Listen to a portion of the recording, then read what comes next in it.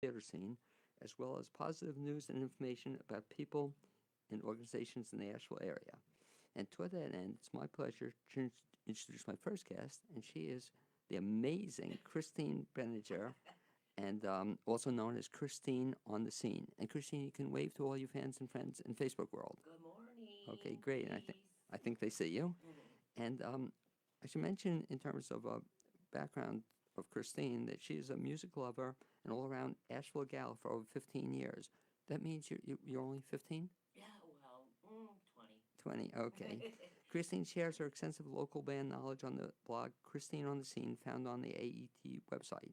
She also shares extensively local music performance dates, times, video clips on her Facebook page. Follow these to stay up to date with the freshest and best music in Asheville and surrounding areas. After early retirement 8 years ago from teaching middle school science for 20 years, her local music passion grew and she wanted to spread the love and joy of the sounds that these incredibly talented, beautiful artists brought to her. And the question, Christine, I always ask my guests is, you grew up where? Oh, all around the world. Okay, I'm an Air Force brat. you want to come a little closer to the mic. Okay. And so when you were growing up all over the world, did you always know you wanted to be in music? No, not at all. I had a love for music when I was, my teens, and then it was mostly rock. I was a rock head and hard rock in the 70s, the 70s scene. And then I started college and got married after college and had a career with the Department of Health for a few years in Dover, Delaware, and then became a teacher. And I was a part-time stepmom and married and had this career in teaching for 20 after that. And I had forgotten, and then that I had this innate passion for music, and until I left teaching 8 years ago, full time as a career, and I met Peggy Rattus. No, just bring the mic a little closer to you. That'd be great. Thanks. Thank you. I met Peggy Rattus, and she's biggest blues diva in this town, or chanteuse, singer songwriter, and 15 years ago she was my first friend, and I just heard her vocals and lyric, just her sound, her music just spoke to me, and I almost grabbed her when she got off when she was on stage afterward. She thought I was probably a nut, pretty much a nutcase, and The truth comes out. it kind of comes out. It was true, and in a certain degree, we all are a little bit back. But I followed her and her husband up to the parking lot where we were parked, and I got her phone number, and she gave it to me gladly. She's just a loving, kind, generous person that Well, way. it's funny because I think that's the first time that I met you personally. Peggy was doing a show at the brewery or That's something, right, Highland Brewery. and she puts on a great show. Oh yeah. So you bumped into her. She said, "Get into music." So what did you start doing at that point in Well, we time? became friends, and I followed her to all of her shows, and she introduced me as I was out to dozens and dozens and dozens of musicians. And then I started to branch into all these different styles and go and listen to other artists in this town. And the creativity just spoke to it's mind-boggling. The creativity, the unique styles, expert instrumentation and vocals out there. Just it spoke to me, and it just reawakened this passion for music that had long just been forgotten. Just kind of put into the back burner. Do you have a favorite type of music? Oh, do I have to say? I love it all. I really do. I really do. I have such an admiration for all styles, because it's expert musicianship. I hear every note and chord. I tell people sometimes, and I just appreciate and respect and admire it all. But I must say, the blues and now jazz are really my, I don't know, that just speaks to me the most, I think. blues and jazz. We were talking off there a little bit, but what about when you hear something that you don't like? You know, is that tough for you to have to sit down or experience a performer you don't enjoy listening to, or can you find something in everybody? Of course, I can find something in everybody. I was a teacher of thousands and thousands and thousands of different cultural background students, and yes, everyone has something unique to offer, and I respect every style, every artist, and what they're doing. So no, I don't find anything I don't like really. Sometimes I'll be honest. Yes, something I might go, ooh, you know, there might be a little. I don't. I'm not a critic. I'm not an expert. I'm not a music. I'm not a musician. But I know what I hear. And yes, if sometimes something just kind of I grated a nerve. I don't know, something. No, I'm not going to say anything. Because it's funny, No. I'm actually a terrible critic because I like everything. You know, my problem, Christine, if I know a performer, I'm prejudiced. You know, know. I'm going to like it. Right. And some people kid me about that, and it's just something you have to deal with. Let me ask you another question, Christine, because I'm always amazed. You go to all these concerts and shows. Do you wear earplugs? Ooh, good question. Do you? I forget. And I got some good ones too through the Asheville Musicians Alliance. Thank you very much, everybody over there. They are so generous, I'm telling you, to the music community, and they included me in their workshop this year. And I received some beautiful earplugs. And yes, they're in my purse. And yes, I have to be reminded to put them in. They're amazing. They're fit just for your ear. Should people wear earplugs when they listen to music? Yes. Especially me, because I am right up front. I want to be right up front so I can ignore what's going on in the background, all the just distractions, and hear the music. I'm in the music. My friends know, my good friends know now.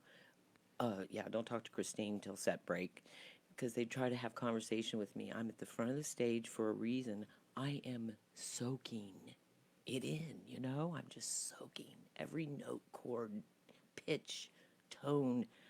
I want to witness it all. Like when you're in acting, because I was in acting for 10 years, a decade, while I was working for the Department of Health in Delaware.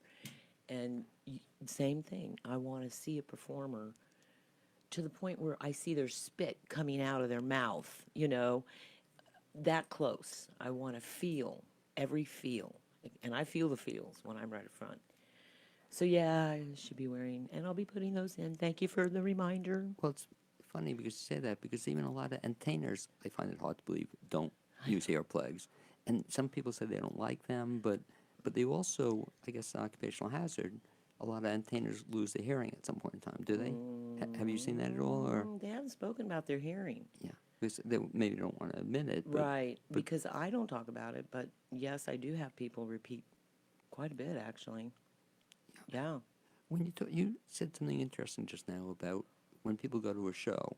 Let's talk a little bit about that. There's a whole controversy in the theater industry as well about how much you should be involved in it. In other words, one thing, for example, some people think they can talk and party at rock concerts, as opposed to what you were saying.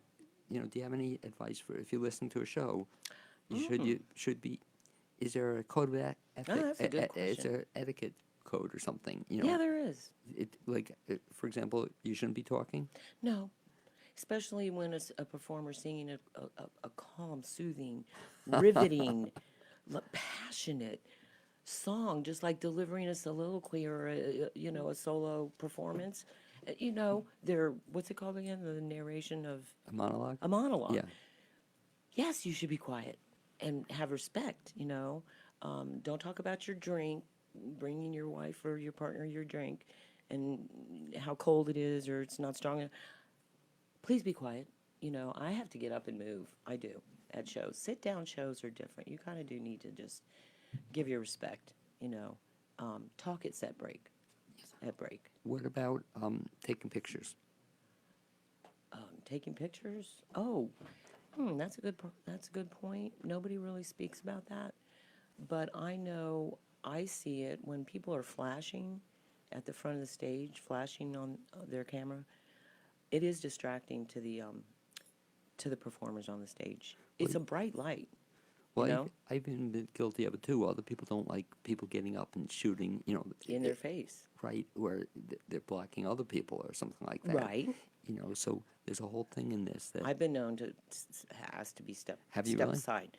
Can you step over a little bit? And I go, oh, I'm sorry. I'm always trying to be mindful of people behind me when I'm videotaping, or because I video, a portion, like a minute and a half, yeah. We- average. I'm not sure on our Facebook volume, so we're trying Oh, another okay. thing on Facebook, and that should work as well. Okay. But at any rate, yeah, so I get that sometimes too, that I'll be someplace and somebody will say, you're blocking us or something. And some other people say, like entertainers, they don't, they want people to be listening as opposed to getting up and taking pictures all the time. Not many people get in the way of a performance taking pictures. No. No. You don't see flashes that often. Right. People are aware of that, at least. There is some respect for that. How about singing along? Do you get, like, concerts, I'll ask you personally, do you sing along to music? I've been, yes, I'll accuse myself on that. Nobody's, they say it's fun. Performers, if they hear us, they don't hear us. They're up on stage with their own sound. I mean, they've got their what's it called, amps right in front of them. So, yeah, they're not hearing the audience per se, but other members of the audience are hearing me. But I only sing, seems like, when it's so loud and other people are singing as well. It's just like a sing-along type of song. Yeah. Yeah, I try not to annoy people with my voice. A friend of mine, Ellen Pappas, has a good line. She says, she controls the mic. We have the mic, so, That's right. people sing along as long as she controls the mic That's up right. front. But I know my brother actually annoys some people. That years ago we went to a Jacques Brel concert or something. He was singing along, and it was really kind of annoying because these performers, almost so like it would be Peggy singing or something like that, and that he's singing and she's the entertainer. People come to see her. No, don't sing over the singer. Please don't. What? These people are paying tickets or not, or something, or their time. They are there to witness the magic up there, not your magic, because it might not be their magic, The same, it's subjective. So, yes, I sing as I'm videotaping sometimes, but it's a show where, and I just usually don't post those on Facebook. If my voice is, I always forget how much my voice is there in the mic, in your phone. But if it's a performance where a lot of people are singing, or I just get so in my joy. I don't realize what I'm doing. I do start singing along, but not to especially a sit-down show. No, these are paid. How do you feel about people? Customers. How do you feel about people dancing along? Oh, that's great. We love dancing in Nashville. Anywhere. Because that shows, I guess, they're really Just into don't it. be in front of people if you're a seated show. Go off to the side, because I've been known to do that with some friends and music friends at Ambrose West sit-down shows or ISIS. You just go to the side. You can find a spot or in the very back. Okay. Oh, yeah, we'll dance. And the performers don't mind that? No. Performers, you know what? They're enjoy when they're what they've created and worked so hard to do, because they work extremely hard, these artists, every day of the week, rehearsing with their bands, writing, researching. People have no idea how much work musicians put into their craft, and that's why, yeah, we won't talk about pay and stuff. Well, it's funny. But I will, because I was going to ask you about that. It reminds me of the joke our friend Suzu Wells, I think, talks about. That he talks about, people don't realize that how much time it is to perform and to get up and practice and you travel. What's the joke? travel, set up. And all this time, and they spend like $500 to make $50 Exactly. or something. Yeah. You've seen the joke, or in a car or something like that. Yeah. So let's talk a little bit about that, because that's a big thing in the Asheville music scene. I know that some people think that musicians should just do it for the love of performing. That they get to perform. Yet I believe they should be paid. It's a career. Yeah. I taught. I was paid, maybe not well, but I taught. It was my passion to teach young and maybe make a difference in some young minds, you know. They want to make a difference as well. We all do. I think we all want to make a difference while we're here on this planet. They want to spread their joy. They want to spread their word. They bring out emotions in us that are untouched. If you can look at a painting and get the same, I'm getting the same reactions now when I look at paintings. But music touches souls. It soothes, it heals, it calms, it heals. It's medicine. For a lot of people, it's therapy. I don't know that they really realize that, performers and artists and music creators, but of course they're going to feel so touched and moved when they see the audience moved. Well, like you said, and using Peggy as an example, or Paula Hankey, or other people as well. When music touches people, I think it's just really cool. When you see it happen, when they cry, if music gets you to cry, or music gets you to laugh and have a good time. Yeah. Isn't that cool? Yes. But going Yes. back to the pay thing, so a couple options. One I saw recently, somebody was promoting on Facebook, I thought it was a great idea, that to build into your checks an optional music, Yeah. tip or Mhm. something Yeah. along those lines. On the, Put it up front. I haven't seen has anybody in Nashville done that? not that I know of. They have, because when I pass a tip jar Right. around, because I feel that's very important, a lot of times that's how they're making, Right. they make extra money. It's needed. Well, I mean, again, we won't talk about the money they make. but anyway, the tip should be, yes, Right. it could have a band Wouldn't tip that be- on the, Wouldn't that be receipt. great? Just exactly have the optional band tip. But you pass the jar, which is very nice. But people aren't making very much money from that. They aren't making very much money. Typically, the venues don't pay them lots of money. Unless you're a major performer or something like that. right. And that, if you believe that they're providing entertainment, they're giving joy to people, it's kind of cool to pay. Well, this is more than, I consider it more than entertainment. And people that understand the music community, understand the music world, they understand what these performers are giving us. Just like in your the theater world, same thing. It's an escape.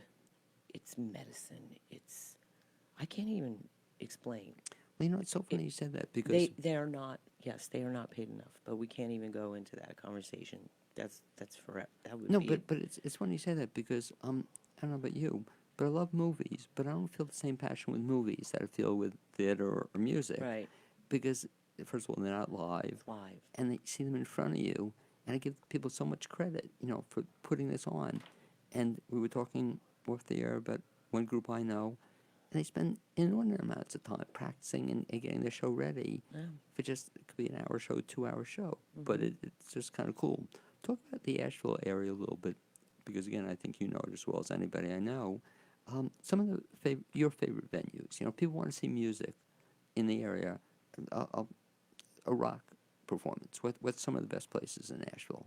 Go see a rock performance. I don't know that I really want to Well, you name can. my favorite. No, but talk about not favorites. Just talk about some really. There's some beautiful.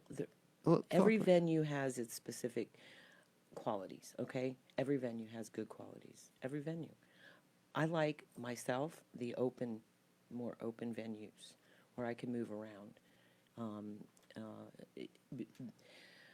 The older venues, the older buildings, there's no real fans. There's no fans. There's not enough ventilation for me. So to dance, I just get very overheated easily. I'm a different case. And some people don't feel that.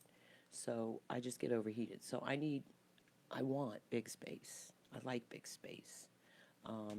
Friendly staff, very important. They exist everywhere here. Well, even talking about Friendly staff, staff. we talked also off the air. I believe equally important to friendly staff, friendly performers are important too. Oh, they're friendly. No, but it's funny because some entertainers are really into it. They're performing, but they don't realize that they have fans out there and friends out there. Right. And it's nice to be in touch with them on Facebook. It's nice to be in touch Yes. with them at the show, and just Yes. if they don't support your work, you're not going to have a following. Yeah. No. musicians, like any artist, they have a hard time marketing themselves because they just do. You know, it's just not a forte of theirs, and they're busy creating. You know, they want to create. They just want to go home and write music and sing, and then come out and perform. But we're all different. Everyone's unique in their personality. Some are more open while they're on stage and vivescent, you know, have this vivaciousness, and some aren't. You know. What's incredible also about the Asheville scene, music scene, again, I'm not super knowledgeable about it, but it seems also we have a tremendous amount of people who also write their own music, you know, and it's songwriters. Oh yeah. It's just really impressive Incredible. that somebody, you know, who performs but also writes their own Oh, music. incredible. Singers and songwriters are bar none some of the best in this town I've ever heard. We have Grammy winners. Did you know that? I've Quite a seen few it, Grammy yeah. winners living here that go and collaborate. And that's what these performers do, these musicians in this community. They collaborate in different bands, duos, solos, they have to in order for finances.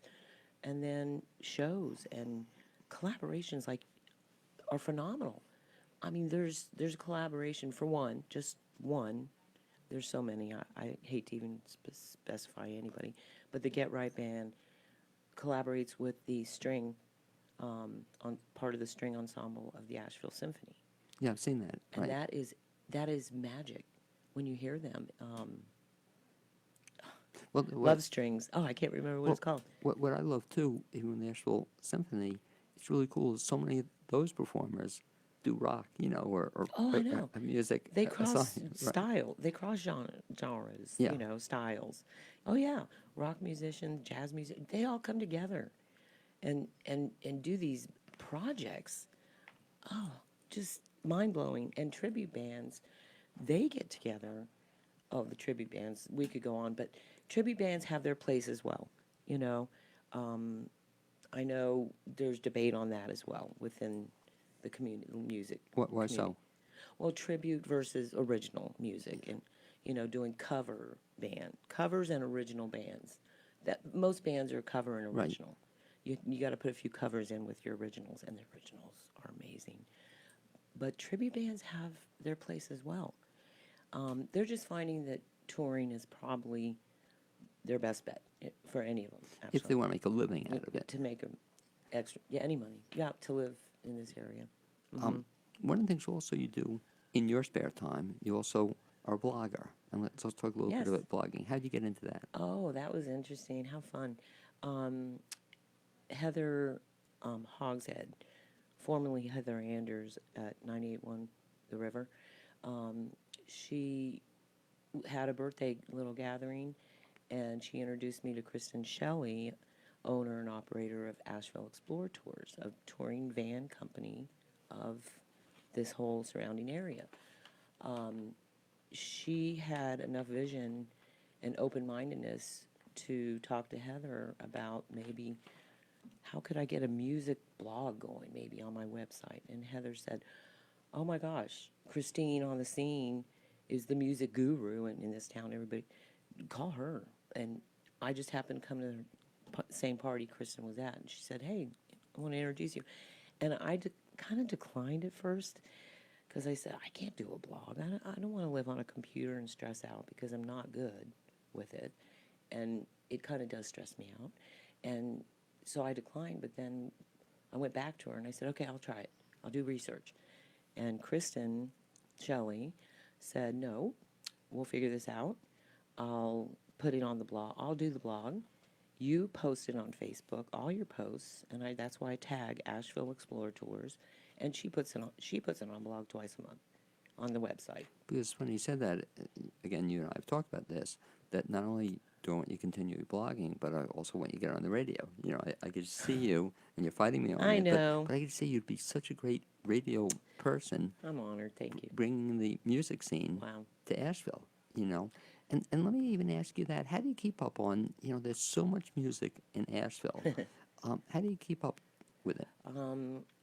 Well, I am on Facebook probably a little too much. That's how I do I get requests every day from musicians, and then I go and look up bands and local and I'm strictly local, and will promote or just press interested. Show up whatever mood I'm in. I never know what mood or how I'm going to feel day by day. I take it day by day now. I'm semi-retired, and I'll just decide what am I in the mood for. And I just know because I'm Facebook friends with so many now bands and on their pages that I know where they're playing. I know the venues, and I know it's just my mood. I can go from jazz to alt rock to oh, there's Moody Blues out there now. There's Grateful Dead, and I'm going to plug Spiro and Nicole of Paper Crowns, also radio show hosts here. They're the ones that started me thinking, I heard this, and I go, what is that? That's Grateful Dead. I never liked Grateful Dead. Yeah, they're right. Growing up. I was a rockhead, hard rock. It's their magic. They create this magic, the two of them especially, together. Oh, I can't even describe. So that's why I'm a deadhead now. I'm learning. And I'm learning, and I'm learning, and I'm soaking in jazz. I never thought I'd ever like jazz. So I'm soaking it in right now. I'm a sponge. How about opera? How about what? Opera. I wouldn't know. I saw at Asheville Symphony, an opera singer led the Asheville Symphony Chorus. Right. They had a guest opera singer, operetta, operetta, and the symphony, and playing the Marseillaise and some French songs, because I'm half French, raised French, my mother. I started crying. I mean, bawling at the Marseillaise. It was spectacular. I've got to go. I'm invited back to the symphony. So I will listen to opera, yes. I will listen to everything. And it's funny because I think you're raising a good point there. If you give something a chance, you might enjoy it. Oh, yeah. But you don't know unless you give it a chance. Go try it. Just support local live music. I'm telling you. You just don't know when it's going to tug at you. It speaks. It's art. It's like, do you look at a painting and feel something? Do you? Yeah, exactly. Yes. Do you feel it at a theatrical play? You Yeah. feel something. Well, you're saying too about live music, and I argue this with a lot of theater people. I love a live orchestra as opposed to canned music. Yeah. It's just like going to a restaurant. Yeah. Do you have a choice? Would you rather hear background music or would you Right. rather hear live music? Right. It's the same kind of thing. Right. If people want to get in touch with Christine or find out about Christine on the scene, Right. best bet is to do what? Okay, Facebook page, Christine on the Scene. Please friend request me. Or go to AshevilleExplorerTours.com and find the link for it's now called on the website, you have to find the link for WNC Music Blog, because I'm not just going to limit myself to Asheville. I'm going, when I can get to Brevard and Hendo as well. There's some music all around this Weaverville, this area, that's just mind-boggling. How often are you out listening to music? 4 nights a week. Really? I have to try to limit, because I clean Airbnbs as well, probably 15 hours a week. And I substitute teach when I feel like going back into schools. So you keep busy. I keep very busy. Okay. And nature. Primarily. Again, just to repeat, if you would, if somebody wants to find out or get your blog, or Yeah. can they get it by email or just on the website? It's on the Facebook page for AshevilleExplorerTours.com Facebook page, and then the website, AshevilleExplorerTours.com. And if you There's a want, direct link to the music blog. It's AshevilleExplorerTours.com / Asheville Music Blog. Asheville Music Blog / if you want to find out about music, Christine is the person to speak to in the Asheville scene. Yep. The only thing we'll tell people, though, if it's an actual show going on, catch you at break. Is that correct? Don't bother you when you're Oh, yeah, the don't show talk is to on. me till set break. Don't talk to me till set break. Christine, I'd like to thank you for being my guest this first half hour on the Thank BLAINESWORLD you. show. This is fun. And Thank we'll look you. forward to hearing more about the Asheville theater scene anytime you want to come back. Oh, music. Music scene. Your theater, I'm music. Thanks, kid. I'll go see you too. See ya. Thank you. Thanks for coming on Peace. board. Peace Okay, as and love. Christine's working her way out, we should mention that support for the show and WPVM is underwritten by the Grail Movie House, Asheville's alternative cinema. The Grail Movie House is an independently, locally owned 3-screen cinema located in downtown Asheville. For current features, visit the Grail website at grailmoviehouse.com or the Grail's social media pages. In addition, as our next guest works his way in, I'd like to mention 2 upcoming shows in the area. And the first is a friend of mine, Jason Shoulder is producing the Not Quite Kosher Comedy Night at the Ambrose West. That's going to be on Sunday, December 15th, and you can check Ambrose West website for more information about that. Jason will be performing, a whole bunch of other really good local comedians. In addition, the Readers Theater Showcase is putting on Chagall and Mrs. Belmont, and that's going to be this weekend, December 6th, 8th. Apparently it'll also be on the 15th as well, and you can find out information about that at the Asheville Community Theater website. And now it's my next pleasure to introduce my second guest of the BLAINESWORLD show today. He's a guy I've tried to get on for a long time, but he is Christopher Martin. And Christopher Martin is a actor, director, teacher, a little bit of everything. And Chris, you can say hello to your many fans and friends on Facebook Live. You can just wave at them. Hello. Okay, that's great. And I should mention Chris, I've known for a while, and just is a really talented guy who does a little bit of everything. You know, we'd say that's true? That's true, yes. I'm really into the theater scene in Asheville. But you're also a teacher, too. Is that correct? I am. I teach at Franklin School of Innovation. I teach 5th through 8th grade theater arts. And I also am in charge of directing the annual musical that we're doing right now. That's coming up. When is that going to be? That's going to be December 13th at 6 p.m. in our community room right on campus at Franklin School of Innovation. And what's that musical going to be? It's called Free to Be You and Me. It's based on the 70s series, based on the book by Marlo Thomas. It's a series of empowerment stories and songs about being yourself and being who you are, and diversity and gender equality. It's still relevant today. It's a wonderful message. I remember I saw it originally. It was a wonderful message. Yes, it was. Just a great story. It's a great story, yes. And Chris, talking about you, so you grew up where? I grew up in Cary, North Carolina, Okay. but originally I was adopted at 5 weeks old, so from Greensboro, North Carolina, and I recently just That's a beautiful story. connected with my birth family, with my birth mom. So everything is complete now with my family, so that's really exciting. When you grew up in Cary, North Carolina, did you always know you wanted to be a theater guy? I did, yes. I got involved in theater early on. I started doing camps, and I was in the middle school play, and then in high school I was in all the high school plays and musicals, and then in college I still pursued theater with plays and musicals and classes and things like that. What was your first play you were ever in? The first play was The Patient. It was an Agatha Christie mystery. It was a lot of fun. It was in middle school. Because I have a great idea, Chris. I want you to think about this one. Okay. That as a fundraiser for Asheville Community Theater, you name it, that everybody should do their first play they ever did, you know. And they do, even if some people, they were a tree in, you know, kindergarten or something like that. Right. And can you imagine, everybody does 5 minutes of their first play, you know, just Right. perform, because you mentioned middle school. Do you have a videotape of that somewhere? I don't. I have a newspaper clipping. And if you think of my very first play, it was actually, I was Santa Claus in kindergarten, but I really don't count that because it was really not an official No. play.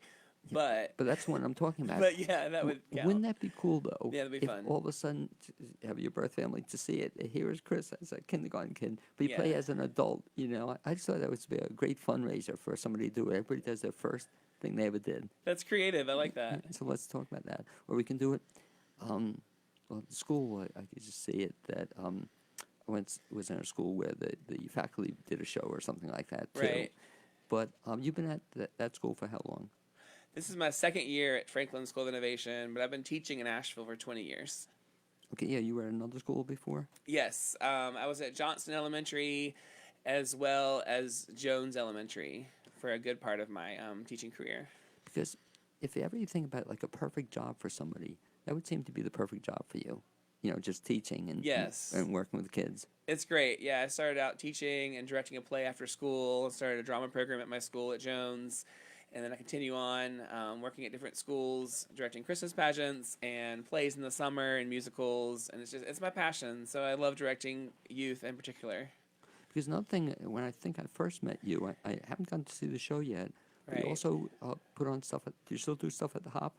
I Or- do, yes. Talk about that. Okay, yeah, I have an improv troupe called A La Mode, and we perform at the Hop every third Tuesday at 6:30. Are you still doing that? Yes, I've been doing it for 8 years now at the Hop with Greg and Ashley, and they asked me 8 years ago, and I decided let's do a youth improv night the third Tuesday of every month. So the third Tuesday, I bring kids that I've directed and improv shows that I've taught at ACT and the improv classes, and that have done classes with me, and I bring other troops in, and we have a youth improv night.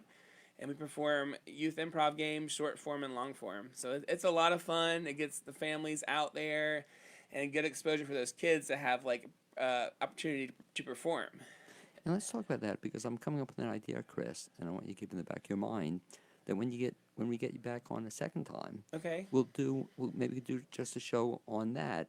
All And to right. really put you on the spot, see if we could actually get one or two of your performers with you Okay. and do a mini improv right here. That you sounds know, great, to show yes. people what it is, what it entails. That's awesome. Do you if you have a choice between doing like I guess improv versus regular theater? Do you have a preference? I really enjoy improv. Right now, I do a lot of improv with Astral Improv Collective.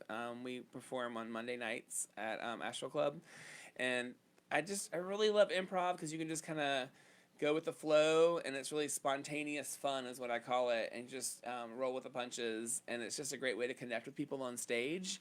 I mean, I enjoy play acting as well and having a script, but it's nice just to go off script and be creative on stage. A lot of things you can rewrite them, and they're just a lot of fun. Like a lot of times they turn into sketch comedy. So improv just gives you a creative outlet, and I think that's wonderful. You can work with different people on stage, and you can get more stage time too, depending on how often you do it and what games you play. So I'm really into short form improv. I guess the key is you have to be willing to play with it or have some fun with it. I guess. Yes, that's the thing. It's creative fun. Yeah, it's wonderful just to meet different people. And like on Monday nights, any improviser can come out and do improv. So you meet a variety of people and get different scene partners, and it's just a lot of fun. What Yeah. makes somebody good in improv? I think with improv, quick thinking on the spot. Yes, and is the huge concept in improv, just accepting. Explain that concept because I know Yeah. I've heard it. So if you want to do improv, Right. explain yes and? So yes, and in the scene is accepting what's happening in the scene and adding on to the scene. So you accept everything and add on to move the scene forward. Give me an example. For example, let's say, let's go fishing. Yes, I have my pole right now. We're going down to the lake. All right, we're gonna catch a big fish. That sounds great. I love this weather. This is wonderful. Let's get our bait ready and go fishing. I'm caught a big fish. This is amazing. And the scene just keeps going based on the yes and concept. It moves forward. And I guess what is it that you should never do in improv to cut the scene short? Say no. No. Denying in a scene cuts the scene short. Yeah, it's really hard. And asking questions too, because and then probably when you ask questions, that leaves a lot of time for the other person to think of how to respond to it, and it's hard to respond to a question when you can just add onto the scene with a statement. How about yes? So- You shouldn't also say I guess yes, but. Is it, Right. Yes, but and no, but are not as acceptable in improv. Yes, and to keep it going with statements. because as you're talking about this, Yeah. I'm thinking out loud that maybe I wouldn't be good in improv in that I love asking questions, Right. I love finding out about people. Right. And so the difference, I guess, in improv, you're saying something about yourself. You said about the fishing example or something. Right. And you get the cool thing about improv is you get the ideas for suggestions from the audience. You don't rehearse any of the ideas or suggestions. You ask them for a word or for something that's in a box or just any idea for a suggestion, and then you do a scene based on that suggestion. Do you ever get thrown by something that you can't come up with? It's like does somebody make a suggestion that you say, "Boy, this is terrible. What am I going to do with it?" Not really. I try to take every suggestion in a creative way and try to roll with it. Some are harder than others, but there's always a way that you can take that suggestion and go with it and make it into something that you can connect with, that's familiar to you. So it's not as hard as you think, but some suggestions can be tough.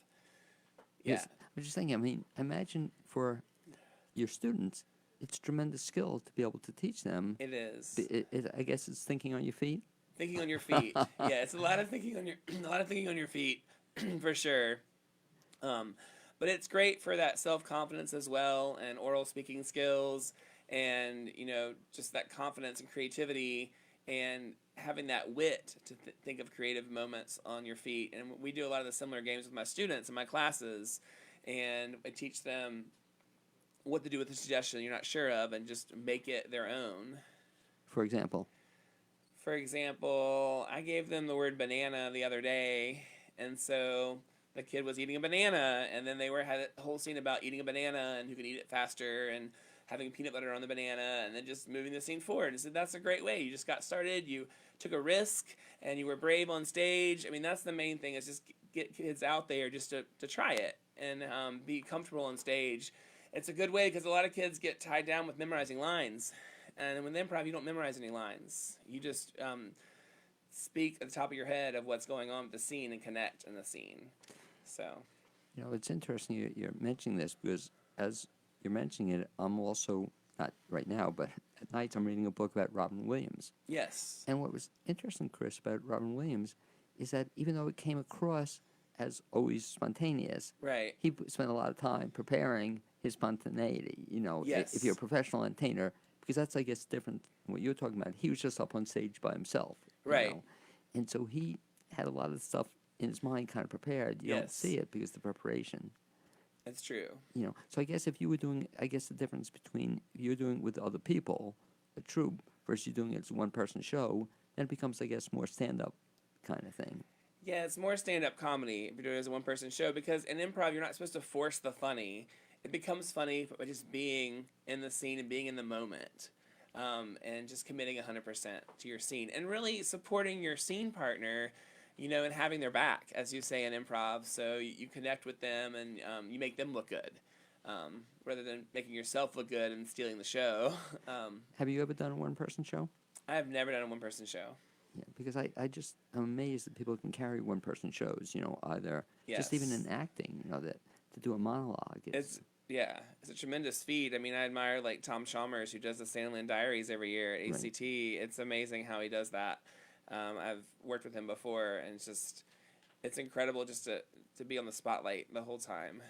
You're talking about Tom, I have trouble remembering one line, let alone Yes. a monologue, No, it's a lot. Where I'm doing right now, it's tomorrow night, Thursday, Return to Bethlehem. Have you ever heard of that? I have, Yeah, yes. and by the way, for your students, keep that in mind in the future. Okay. I had a guest, Brad Owen, talked about it, and he invited me to participate. So I'm going to be, tomorrow night, I'm going to be the rabbi. I have 3 lines, but even that's tough for me. Right. Where I was disappointed, I really wanted to be baby Jesus, but he said I couldn't be. He was too old to be baby Jesus. Right. So he didn't let me choose that. But that'd be a great experience for your students, too, to get them volunteer Yes. to participate in that, just a fun kind of thing. When you talk about acting versus directing, I always ask this of actors and directors. Do you have a preference? I prefer to direct Almost all people tell me that. How come? than to act. Well, I love being in charge of a production and the creative process. I love working with students and seeing them grow as actors in the process of producing a play, and seeing them get creative ideas on stage. And I just love that creative process, and work with different designers and parents, and that collaboration process is so important for me. And I love that, just to see something from stage one, just a read through up to the final production, and all the elements that are involved, seeing them integrated into a production. I just love that. The thing that people don't realize, for example, the show you talked about at the beginning of the show tonight, is how much time goes into it. You're doing it free to be you and me. That's just one night? It's one night. Right. And how long have you been working on it? Since August, we had auditions, August, September. How many people in the show? About 40 kids, including the backstage crew. I have a backstage crew as well, about 30, so actors, 10 backstage. And then it's really great, speaking of that collaboration aspect, all the 8th grade students in art class designed the set. And they created the periactoids, which is pretty much a triangular flat on wheels. And they created those, designed those, and painted those, as well as the cubes on stage. And then in the design and build class with the high school, they built the stage. So we have a new stage that they built. And then in the music classes, they learn the songs. And then they come to me in drama club and learn their lines and learn their roles. And we put it all together. I mean, So- it almost seems like you could have at least 2. I'm surprised you're only having one show, because we've seen with 40 people involved, you're going to Right. have how many people can the theater seat? Well, the community room is new. It's a brand Right. new building. Oh, is it? Yeah, it's brand new. We have a brand new building, and the community room is pretty spacious. Over 200. So we'll have a lot of people that night, I would say. And the reason why we only have one performance is because the rights are so expensive. Oh, is that it? Yeah. For a musical, especially over $1,000 or so for just producing a musical, even for like a middle school. So that's why we only do one night, and with timing and schedules as well. Do you have live music also? Yes, we do, which is exciting. We have live music. We have a small band. Carrie Cooper is the music director over at Franklin, and she is a songwriter and a musician, and she's going to play the guitar. And one of her friends, Tom, who performs in Asheville, who she knows is going to do percussion. And then our band teacher, Chris Wilson, is going to play some interludes with various instruments as well in our small band. So you really get the whole school certainly involved. The whole school's involved. I love getting the whole school involved. That's really important. It really is a collaborative effort, getting the whole community involved and excited. And you point out one of the I guess problems with doing theater is that I mentioned I love live music, but people are telling me it's so expensive. Because Yes. I don't quite understand it, and we won't get into it now. But the only people who get paid in other community theaters in Asheville are the musicians. It's true, yes. That I've seen you, and we'll talk about some of your acting in just a second. But I've seen you, and you put so much time and effort into it, and you get nothing. Yet the musicians will get paid. Right. So the point is, it's so expensive It to is. put on music. Not only the rights, but you have to pay the musicians. It gets expensive. It does get expensive, but I do a lot of fundraising, which is fun as well. I have a lot of parents that own businesses in town, so they'll donate like 10% of their proceeds for nice. that day for our school. And so I have like 3 or 4 set up for the year, and we do a dance in February and movie nights and all kinds of different fundraisers to raise money for my program. Seems to keep you busy, though, doesn't it? It does get busy, but it's fun to connect. Like we're doing a Harry Potter night this Thursday, from 5 to 8 at Breininger, at the brewery. And so it's like a Hogwarts night, and you can dress up in costume, and there's a sorting hat, and there's like butterbeer, and it's like for kids and adults. Super idea. Yeah. Talk about your performing, because I'm going to give you a compliment here, so pay attention. Okay. But one of the things I love watching you about as a performer is that no matter what you role, you really seem to get into it. And I'll give you the example. I think, I'm sorry I don't see you in more stuff, Yeah. but I think the last thing I saw you in was a Mamma Mia, Yes. right? And it was just a pleasure watching you because you didn't have a big role, Right. but were you really into it? And talk a little bit about both your thinking and how you try to teach that to students as well. Yes. I really got into it. I really think it's important. There are no small roles, just small actors. It's quoted in Christmas pageant, the best Christmas pageant ever told. Yeah, it's important to just take your role seriously and make the best out of it. Whether you have one line or 124 lines, it doesn't matter.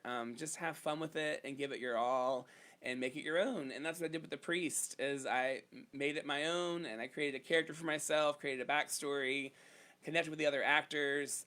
So I tend to do that, and I like being in the ensemble. Some people are like, "Oh, I don't want to be in the ensemble," but the ensemble is great because you're in all the numbers and you sing back up for all the numbers, and you do a lot of the choreography, and it's fun for me to be a part of that cast and that ensemble. But it was so fun watching you in Yeah. Mamma Mia. And I won't say I couldn't take my eyes off you, but other people were sort of into it, but you Right. were really into it. Yeah, I was. And just every scene, because I really pay attention to that. And I think Yeah. that's who directed that show. Mark Jones. Yeah, and compliment to Mark Yeah. that if you get everybody involved in it, Mm-hmm. and I really felt that in that show that everybody Right. really felt they wanted to be there. Yeah. Talk about some of the other shows you've been into. That I think I've seen you a bunch of them. What else have you been in the Asheville area?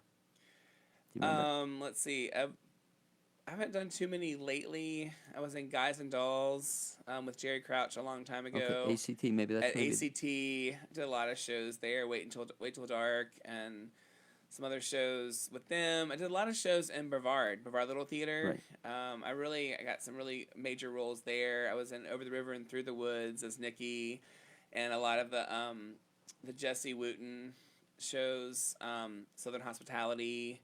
Those were a lot of fun. And Moon Over Buffalo. So a lot of plays there directed out there as well.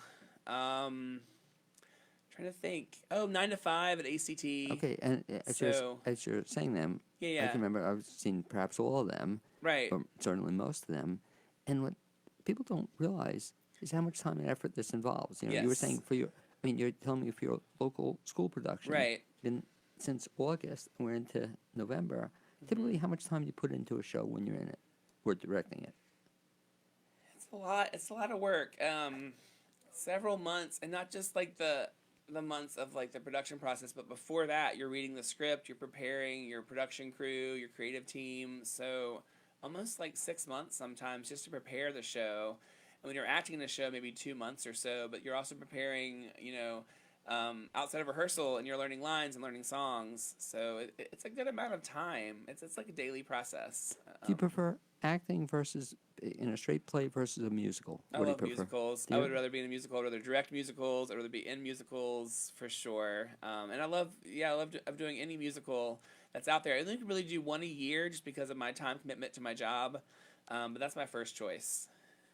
How do you memorize lines? A lot of times I just I'm taking notes here, by the way. yeah, and I teach my students this too. We all have different ideas of memorizing lines. I write them down. Once I looked at the script, I write them down on index cards, like the cue line on one side and then the line on the other side. Interesting. And then I practice with the cue line saying the line. A lot of times I'll do a journal and just write out all my lines.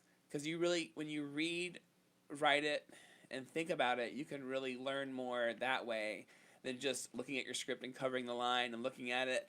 I tell my students that's not the best way to learn lines. It might work for some people, but really I think understanding the lines, even recording your voice sometimes and just really listening to it, writing it, reading it is really important to learn those lines. And I also rehearse with my partner Leaf. We rehearse lines all the time to learn our lines. So rehearsing with someone, having a line partner and doing that is very important. Mentioning Leaf, also very Yes. talented local actor as well. Mm-hmm. Some people tell me, Chris, that they don't like doing this. It's like they actually don't rehearse their lines with their partner because sometimes I don't know, they don't like it, or Right. it throws them a little bit. So I guess it's just a matter of individual taste or something.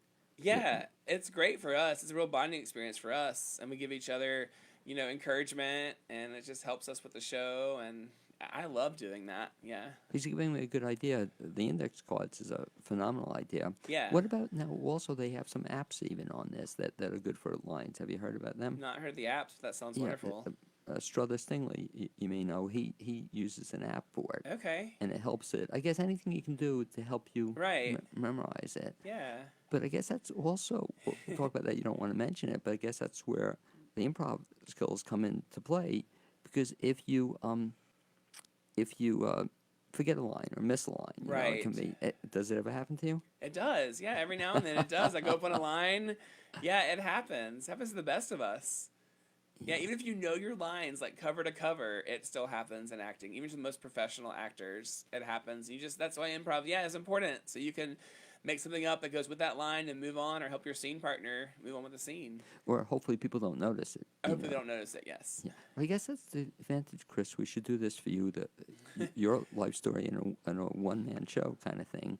Because the beauty of that is that if you're doing a life story, you can make up the lines. You know the lines. Right, exactly. I always thought one-man show, that's the advantage of it. That's true, yeah. Like Land Diaries, Uh-huh. if Tom forgets it, he's the only one who knows that he forgot it. Right. Nobody else does. Yeah, I teach my students that. As long as you don't let the audience know that you mess up, you're fine. You just don't draw attention to yourself and keep going. They don't know the scripts. Well, It's the beauty you of it. mentioned also something else, too, that I guess I didn't really think of. But what a great skill for all students to have, you know, Yes. in terms, they say, about the arts. But this gives you talent in so many different areas: public speaking, confidence building, Oh, yeah. working with others. There's so many different skills that somebody has when they become an actor, a performer. That's so true. Yeah. When you teach students that, what do you do when students come in? I guess the first thing they tell you is they're nervous, or they're they don't want to do this, or they're afraid to do this. How do you get past that? Well, a lot of students I do have social anxiety, and at my school, I teach all the students in middle school, all 300, come to me and take theater arts. Do they really? Yes. Wow. So it's a special. So of course some of those kids have social anxiety, but I teach through games and exercises. So I make it fun. My first goal is to make theater fun for students, and so to make performing fun. So we do exercises to relax on stage, to focus on stage, to do improv and to make it fun. I do readers theater to get them more comfortable so they don't have to memorize lines right at first. So a lot of that social anxiety is about memorizing lines. So I do improv and do readers theater to get them comfortable on stage with not really having to memorize the lines, and just have fun with their friends and do games and exercises just to be comfortable. That's my main goal at first. Can you imagine education can be fun? You know, people can have fun with it. Yeah. And I have objectives in mind. I have learning targets through the games I teach, but the kids don't know that, and they think they're just playing a game. So it's a good way to get them involved, and I expect all my students to participate and get involved, and they usually do. And they don't realize that they're performing sometimes through a game. Give an example of a game. Zip, Zap, Zop is one I do for improv and for acting all the time, where they're in a circle and they have to send it with their hands, zip, zap, and zop. And it's just it just helps with eye contact and just being repetitive, helps with projection, articulation, and really connecting with each other. And what's the idea of it? The idea is just to send the zip, zap, zop, so you're connecting with someone and you're using eye contact and you're picking up the pace, really quick cues, so it's great for improv and theater, and the kids love it. What must be really exciting for you, Chris, as an actor and director, but especially a teacher as well, when you come across somebody and then you see them develop, you know, like somebody who may have been shy or Right. laid back in the beginning, and then they come out of the shell. Do you see that happen? I do see that happen. I see a lot of kids that are shy at first, but then come out with doing a role and become more confident and more excited about acting, and they don't realize they come in don't liking theater, and then they love theater through the process and enjoy it more. In the years of teaching, have you come across, you know, a couple people that you just say to yourself, this gal or guy is going to be great or should be acting, and do they continue? Most definitely. And a lot of times it's the class clowns, too, that are really good at acting, and I try to encourage them as well to pursue it and to take the opportunity to act or to sing or whatever it takes to become involved in theater. But yeah, a lot of times I see those kids early on. And have you seen them progress their careers? You've seen them at other local theaters? Or I've seen some, yes. has anybody performed with you, too? Yes, I perform with some of my students as well. That must be kind of fun. It's awesome. Yeah, I did the Christmas Carol a couple times at Montford, and a lot of my students do that with me. So that's really great. The upcoming show, then, just again to mention, it's going to be Free to Be You and Me. Free to Be You and Me. Was that by Marlo Thomas? Yes, based on the book by Marlo Thomas in the 70s. It was a series on TV. And so when's that going to be again? It's going to be December 13th at 6 p.m. at Franklin School of Innovation in the community room. That's 21 Innovation Drive. And if people want to find out more information about it, best bet is to do what? Go on the website, franklinschoolofinnovation.org, and you can get tickets online, $10 for adults, $5 for students, and you can get tickets at the door as well. Yeah, and all the money goes to our theater program to raise money for the arts. And they're going to have a good time, is that correct? Oh, we'll have a great time. Yeah, it'll be a lot of fun. It's just a very energetic show with lots of upbeat songs and dances and really, really colorful characters. We're setting it in the 70s. All the kids are wearing tie-dye t-shirts and peace necklaces and just really getting into it. Yeah, it's a very simple set. Rainbow colored periactoids and cubes and just like a lot of fun. Sounds it. Chris, I'd like to thank you for being my guest the second half hour on the BLAINESWORLD show. Also, yeah, thank you. Christine Breininger for being my guest the first half hour. Also to Amy Prisnash, my producer, and to Zuzu Welsh, who provided the music you heard at the beginning of the show and now be hearing at the end of the show. Hope to see you next Wednesday here on the new WPVM in Asheville, North Carolina. Thanks for listening.